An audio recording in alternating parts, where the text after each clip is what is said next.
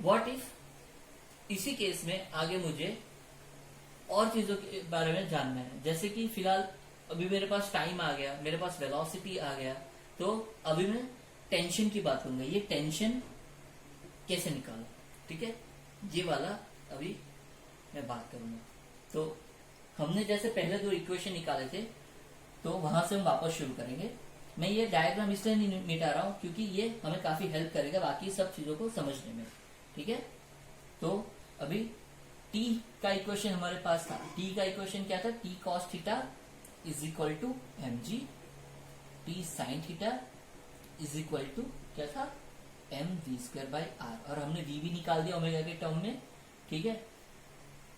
ठीक है, अब क्या करेंगे?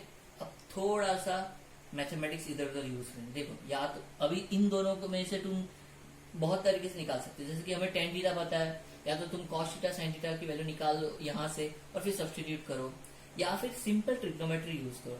ट्रिग्नोमेट्री में हमें पता है कि sine square theta plus cos square theta 1 होता है, ठीक है। ये ट्रिग्नोमेट्री फॉर्मूला बहुत सारे तरीके से कर सकते हैं, लेकिन इजिएस्ट तरीका है, ठीक है। तो यहां से हम cos थीटा निकाल सकते हैं, यहाँ पे sin थीटा निकाल सकते हैं। यहां से अगर sin थीटा निकालते हैं तो क्या आएगा? mv square by r capital T whole square, ठीक है, plus cos square theta mg by T, so mg by T whole square. Square क्यों है? क्योंकि ये cos square and sine square है, और ये हमें cos थीटा देगा, ये sin थीटा देगा, ठीक है। यहाँ तक क्लियर हो गया। अभी देखो, दोनों में टी स्क्वायर नीचे कॉमन है, ठीक है, तो इसको उधर खींच लेते हैं हम, ठीक है। तो T square is equal to mg square plus m v square by r whole square, ठीक है। यहां तक क्लियर है? तो मुझे टी स्क्वायर का रिलेशन मिल गया, ठीक है। अब tan थीटा की वैल्यू मुझे पता है। tan थीटा की वैल्यू क्या है? v स्क्वायर बाई आर जी। और tan थीटा, देखो मुझे बेसिकली क्या चाहिए? v स्क्वायर की वैल्यू निकालनी है, और हमारे पास काफी रिलेशन ऑलरेडी प्रोवाइडेड है। जैसे कि tan थीटा क्या है हमारा? tan थीटा हमने ऑलरेडी निकाला हुआ v square by R ji.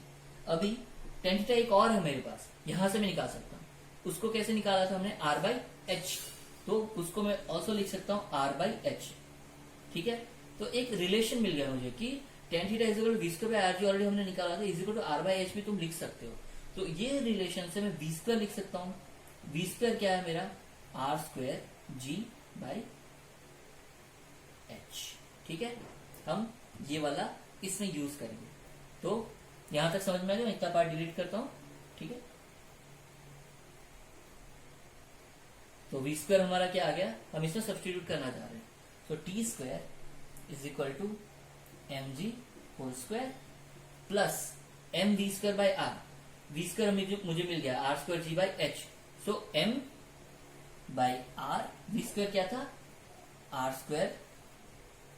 Square G by H, ठीक है, होल स्क्वायर। देखो एक आर कैंसिल हो गया, ठीक है, यहां तक। अभी देखो, so T square is equal to M G square. तो हमने ये सब क्यों किया? ताकि चीजें आसान हो जाए और हम उसको आसान से लिख पाए। ये एम जी स्क्वायर हो गया, और आर बाई एच अलग से मैं लिख सकता हूँ, R by H whole square. क्यों? क्योंकि एम जी स्क्वायर मैं कॉमन निकालना चाह रहा हूँ। So T square is equal to M G square and M G square 1 plus R by H whole square, ठीक है। यहां तक आ गया। अभी क्या करना है? स्क्वायर रूट निकालना है। So T is equal to, अभी मैं इसको रब करता हूं, हमारा फाइनल इक्वेशन आ गया है। So T is equal to M G, square root निकालो, एम जी होल स्क्वायर था ये, ठीक है। तो ये स्क्वायर रूट स्क्वायर चले जाएगा और ये बच जाएगा अपना 1 plus R by H square, ठीक है। अज्यूम करो कि तुम्हें थीटा पता था, ठीक है, ये इक्वेशन आ गया। अज्यूम करो कि तुम्हें थीटा पता है, तो टाइम कैसे डायरेक्टली कैसे निकाल दोगे? M G root of 1 plus tan square theta, ठीक है। बहुत सारे तरीके हैं, ये आप ध्यान रखो, ठीक है। तो टेन थीटा डायरेक्टली सब्स्टिट्यूट करके निकाल सकते हो, फिर 1 प्लस टेन स्क्वायर थीटा को सेकंड स्क्वायर लेके एम जी कॉस थीटा भी बना सकते हो, एम जी सेकंड थीटा बना सकते हो। फिर T cos theta is equal to mg वाले इक्वेशन से डायरेक्टली निकल सकता है। सो ये सारे चीजें आप अंदर ही अंदर आराम से प्ले कर सकते हो। Basically you should know how to play with this terms. ये बहुत आसान तरीका है, ठीक है। तो देखा जाए तो t is mg root of cos square theta. So t is secant square theta. ये सेम चीज है जो मैं पहले डिराइव कर चुका हूं, ठीक है। तो ये सारी चीज आपको पता होनी चाहिए, ठीक है। चलो आगे बढ़ते हैं। सो टाइम पीरियड मिल गया मुझे। तो कैनोनिकल पेंडुलम के लिए हमने क्या क्या निकाला, एक लीनियर वेलोसिटी निकाला, टेन थीटा निकाला हमने, ओमेगा निकाला, time period in terms of R and H निकाला, ठीक है, और time period in terms of theta भी निकाल दिया। सो ये सब आपको पता होना चाहिए कैनोनिकल पेंडुलम के न्यूमेरिकल के लिए। और अगर कोई पूछे कि टाइम पीरियड किस किस चीज पे डिपेंड करता है, तो आप बोल सकते हो कि ठीक, पहले तो रूट ऑफ कॉस थीटा पे डिपेंड करता है, वेलोसिटी किस पे डिपेंड करता है, रूट ऑफ टेन थीटा पे डिपेंड करता है, टेंशन अभी हमने निकाला, ठीक है। याद रखना यहाँ पे दो इक्वेशन है, एक टेंशन का है और एक टाइम का है। अभी जो हमने निकाला वो टेंशन का था, sorry if I have said it wrong. अभी जो हमने निकाला t इज इक्वल टू क्या था, mg 1 plus R by H whole square raise to 1/2, ये हमारा टेंशन है। और हमने टाइम पीरियड का भी निकाला था, और वो हमारे पास फॉर्मूला क्या था, टाइम पीरियड का फॉर्मूला याद करो, थोड़ी देर पहले हमने निकाला था 2 pi root of L cos theta by G. तो please do not get confuse between this two, ये टेंशन है और ये टाइम है, ठीक है। ये कंफ्यूजन प्लीज नहीं आना चाहिए।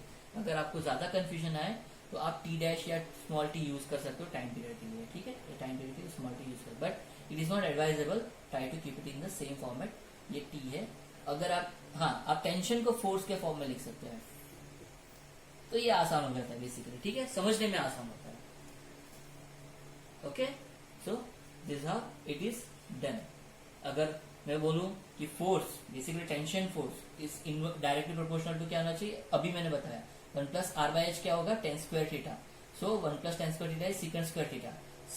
सो 1 plus sec square tan square sec square हो गया, रूट उसका निकला सेकंड निकला, तो basically root of sec theta.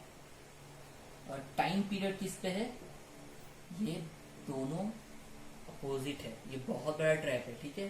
तो ध्यान रखना, अगर टेंशन फोर्स की बात करें it is proportional to 1 upon cos theta, और टाइम पीरियड की बात करें तो it is proportional to root of cos theta, ठीक है। यहां तक हो जाना चाहिए।